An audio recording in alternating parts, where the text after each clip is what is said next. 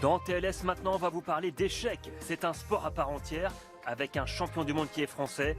Il s'appelle Maxime Vachier-Lagrave et c'est un véritable sportif de haut niveau.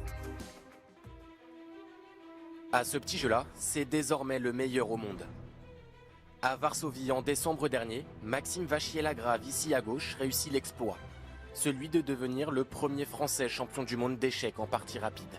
On lui remet la coupe et il lui change l'assiette. Merci beaucoup. Des cheveux roses depuis un pari tenu avant le tournoi.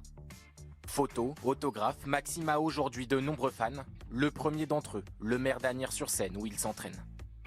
Et on est ravis, c'est une grande fierté et on aime beaucoup Maxime, déjà à titre personnel. On aime aussi le champion qui joue avec les petits, qui joue avec les grands, qui est disponible, donc c'est ça aussi qu'on aime chez lui. Cet après-midi-là, il joue en même temps contre une quinzaine de jeunes joueurs. Il est capable de calculer jusqu'à 25 coups à l'avance. Et ça peut surprendre. Je suis très heureux parce que moi j'ai déjà fait des simultanés contre un grand maître, là c'est carrément un champion du monde. J'essaie de résister sur il est en train d'écraser. Les échecs à l'école sont bien plus prégnants que quand j'ai commencé moi-même à jouer aux échecs. Donc forcément, ça fait plaisir de voir que la relève est là et s'amuse beaucoup à ce jeu qui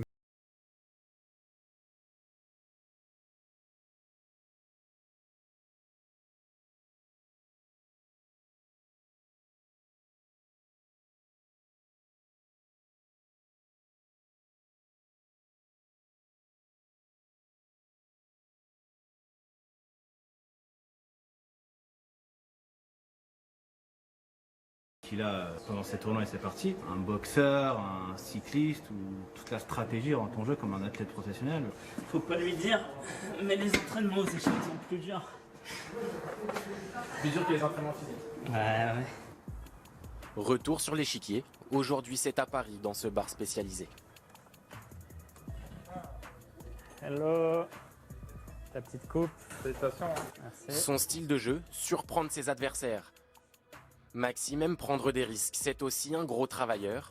Jusqu'à 7 heures par jour pour son nouveau rêve, devenir le meilleur joueur du monde en partie longue.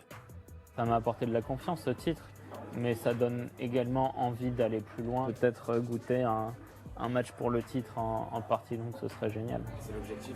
C'est l'objectif. Ouais. Objectif manqué cette année. Le Français n'affrontera pas le tenant du titre Magnus Carlsen. Il se prépare désormais pour les prochaines qualifications en 2023. Je suis prêt à mettre toutes les chances de mon côté et à être au max de mes compétences pour devenir le meilleur joueur du monde. Le champion place déjà ses pions. Passionné, ambitieux, il n'est pas fou. Il souhaite devenir le roi. Pour terminer ce